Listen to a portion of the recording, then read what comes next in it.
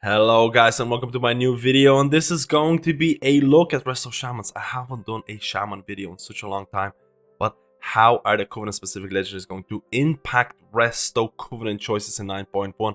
How are they doing in Mythic Plus? How are they doing in raid situations? Are the lack of class changes going to impact them that much? This is going to be a look or the state of Resto Shamans in 9.1. Guys, let's go and get started with this video. There is no class-specific changes happening to Resto Shaman, and that is not a bad thing. If you're playing Resto Shaman in 9.05, you know that Shaman, in terms of the gameplay, in terms of the performance, in Mythic Plus, in raids, they might not be the very top healers, but they're up there.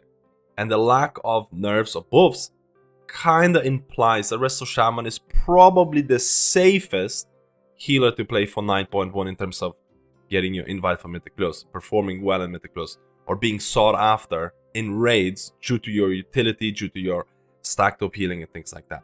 So Resto Shaman, even though it hasn't been buffed nerfed, it's doing really well because it is a pretty complete class even in 9.05. A lot of Resto Shamans might be going Primordial Wave Necrolord for raiding, and a lot of Resto Shamans might be going Venthyr for Mythic Plus in 9.05, and you can already see some of the information based on 9.05 real player information, and I've tested Resto Shaman in the new Tormented Mythic Plus affix. I've tested Venthyr, Covenant specific legendaries, I tested Kyrian, I tested a bunch of different combinations to do with Mythic Plus affix, Tormented, different animal powers and raids.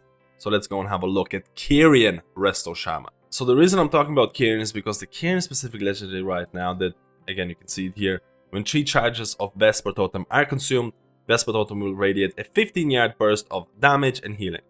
And this legendary seems to be somewhat overpowered or overtuned. And the reason I didn't make a whole video about Kyrian Resto Shaman is because I highly think or anticipate that Blizzard is going to rebalance this legendary to be in line with every other legendary available. Right now it's performing really well, especially let's say in raid situations where you can time your Vesper Totem a little bit better, because again, Vesper Totem has multiple disadvantages, and let's have a look at them. So right now I'm running my Resto Shaman with Vesper. You can see it here. It's a 1 minute cooldown, which is really not that big. And considering the fact that if PTR would be a bit better in terms of testing, and I was able to test out Mechanicos, again, if you watch my Discipline Priest video, you'll notice that this effusive animal accelerated does a bunch of damage. And based on the number of targets hit, it's going to reduce the cooldown of it by further 20 seconds. So therefore, you could have Vesper Totem on a 40-second cooldown if you hit a bunch of enemies. Vesper Totem lasts 30 seconds itself. So you can see the uptime of this being insane. Now, the problems with Vesper Totem is the range and the actual movement of it. In Mythic Plus situations, it is very hard to get you kind of have to pick. Am I gonna try and heal the tank and hit all the enemies that the tank is tanking? Or am I gonna try and heal the range? And healing the range can be really annoying. So you can place your Vesper Totem and you can actually move it, but it has a cooldown associated with the movement, so you cannot just move it all the time. And also, you can see here you have 3 healing kind of events and 3 damaging events. You can almost activate the healing events pretty much instantaneously by using Riptide, Unleash Life.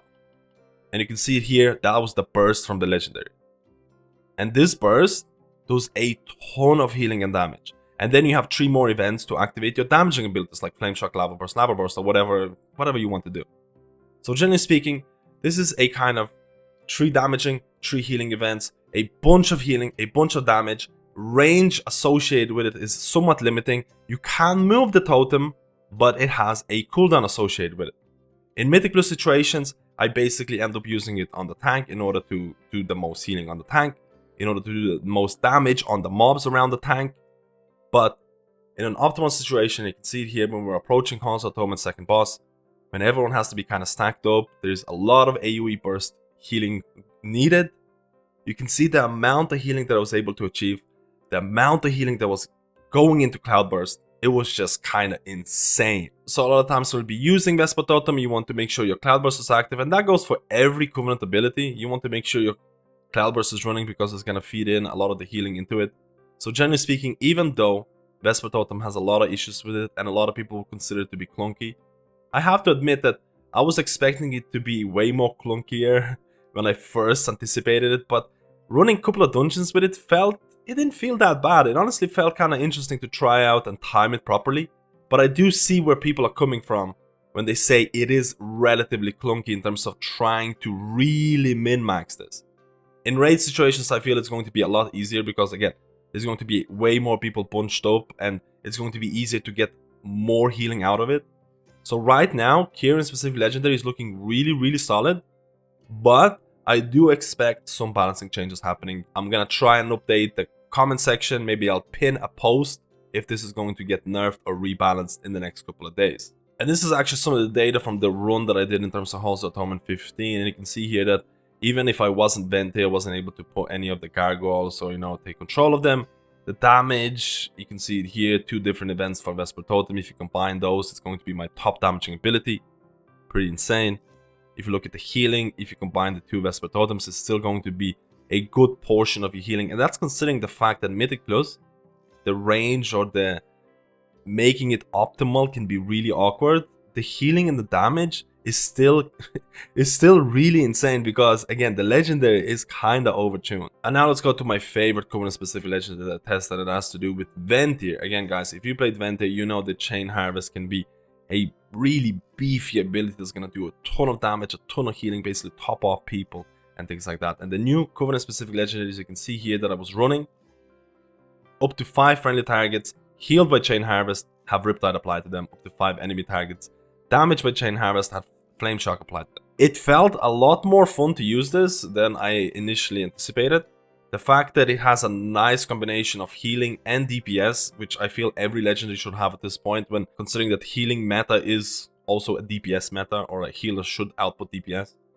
It felt that, hey, you have this ability on a 1.5-minute cooldown that gets reduced based on crits. So you can pretty much use this every second pack, depending. So short cooldown, doesn't require a lot of anticipation. You want to make sure Cloudburst is down. It interacts with Unleash Life if you do end up using Unleash Life. And the fact that it's going to give a ton of Flame Shocks or damage through Flame Shock. You can see that some of the damage numbers that I have right now, by using this Legendary, Flame Shock damage is almost doubled what it usually is. But the fact that it also gives you healing through Riptide, that also goes into your Cloudburst, makes it really, really interesting in terms of providing burst healing potential. I do feel that this Legendary has distinct disadvantage in something like raid situations where you don't have rot type of or continuous AU damage patterns. Like, for example, if there's going to be a burst healing required, you're going to use your Chain Harvest. It's going to do a bunch of healing, probably topping up people. And the people that are going to be topped up, they're going to get Riptide.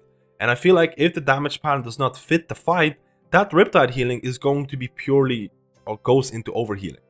It can, a lot of the times, be very, very useful. And it was the most fun Legendary for me. So out of the Covenant-specific Legendaries, I feel this was the most balanced in terms of usage and how it felt. And again, you have to remember, being Venthyr in Mythic Plus, considering the fact that how many meta DPS classes are gonna go Venthyr. We need people who can be Venthyr in order to get your dungeon-specific buffs in Halls of Atonement and Sanguine Deaths. And I feel like healers are gonna fall into the same situation where if you're pushing high Mythic Plus, you want to be Venthyr.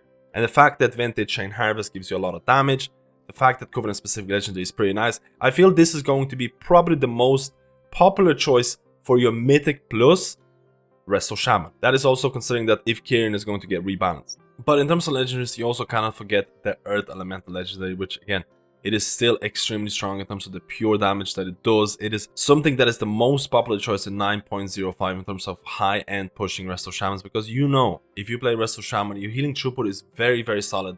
You need that extra damage to compete with Holy Paladins. In 9.1, Holy Paladin damage is going to be reduced a little bit, and all of a sudden Resto Shaman could be considered as the second best DPS healer with Legendaries like your, Earth Elemental.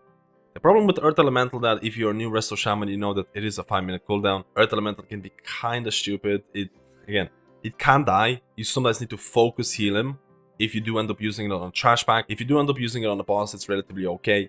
The pure damage of this is still really, really solid. I have some logs as well that I've used this Legendary in Halls of Atonement. I do still think that this Legendary is going to be very, very popular for people who are looking for that pure DPS.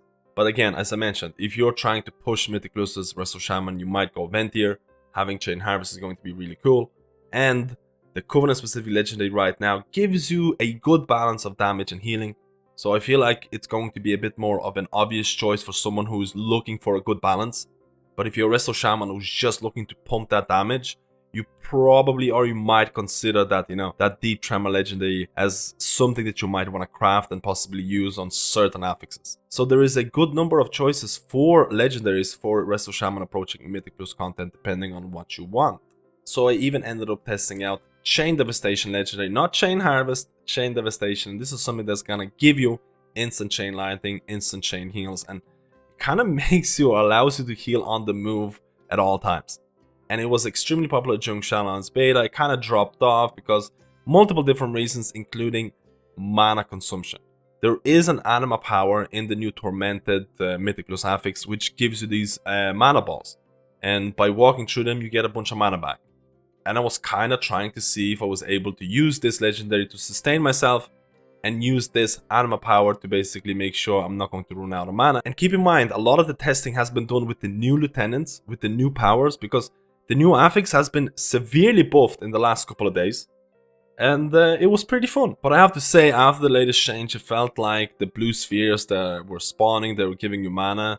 It felt like they were less, but maybe that's just a placebo effect. But I was generally able to pull off this kind of build, and it was really fun. I'm not sure if this is going to be something that a lot of top-end Resto Shamans are going to be using, but hey, it is something a little bit different. It is something that you can make use of, and it was really fun to basically heal and DPS completely on instant cast abilities, which allowed me to basically move anywhere, pick up any of these spheres, and do a bunch of decent damage and decent healing. So now let's go to the rating section of Resto Shaman in terms of what's happening for 9.1. So if you play the Resto Shaman in 9.05, you know that the most popular choice for Shaman is Primordial Wave, Necrolord ability that has a 45-second cooldown and is considered to be one of the most versatile abilities out there. It is extremely potent when combined with talents like Unleash Life, and I made like a Resto Shaman guide on how to really cheese this. It makes Resto Shaman have a much higher skill ceiling, and I think that's really fun. Now, one of the biggest advantages of Primordial Wave over other Covenant abilities is its range. It has no range limitation outside the fact that can you apply Riptide on them. So it reduces one of the biggest weaknesses of Resto Shaman in raiding, and that is spread healing. What happens if people are completely spread and you need to heal them? Primordial Wave with Riptides can kind of help you out with that when all the other Covenant abilities have a range limitation associated with their casts. So this is why I feel a lot of people are still going to look at Primordial Wave, they're still going to look at Necrolord as one of the safest bets in 9.1 in terms of giving you the best overall experience as a Resto Shaman in raiding. Keep in mind guys, if Kyrian still stays the same, I do feel Kyrian being a very possible choice as well. So this is why I mentioned at the start of the video. Check out the comments, we'll see if it's going to be rebalanced. There's a specific reason I didn't mention Night Fae too much, because the Night Fae specific Covenant legendary which reduces the cooldown of Healing Tide, I honestly feel it's niche. That's one of the reasons I didn't mention Night Fae. I do feel Night Fae is an extremely fun and really cool ability, and a lot of the times picking any Covenant choice or Covenant choice that you feel is the most interesting or the most fun is going to be the best way. But this is my kind of thought process, this is my preparation plan for 9.1. So for my specific plan for 9.1 for my Resto Shaman, I'm going to keep an eye out on Kyrian, because I feel if Kyrian is not going to get changed, or the Kyrian specific legendary is not going to get changed, I think it's going to make Kyrian a very solid option for all content out there, and it's something that I need to start grinding.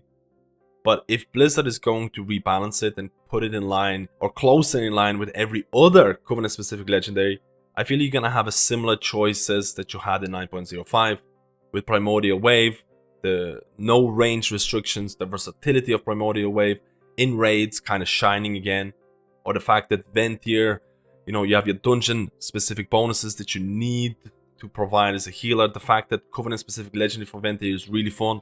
I feel Venthyr is still going to be a very solid option in Mythic Plus situation, but it's all based on what's happening to Kyrian.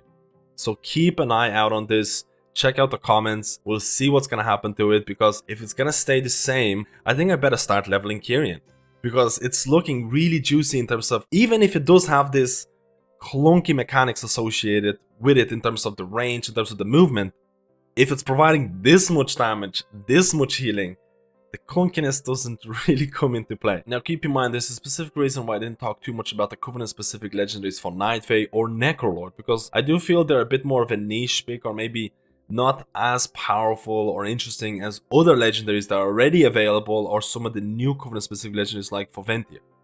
But anything can change at this given point. There is still no release candidate for 9.1, so we're not sure when 9.1 is going to be released, or if there's going to be more kind of tuning done after 9.1 is released. So there is a high chance that maybe Covenants are going to be nerfed or buffed a little bit after the release. That's still a possibility, which could be very, very awkward for people who are going to be grinding out stuff. But the general consensus is that if you want to play Resto Shaman in 9.1, it is an extremely good class.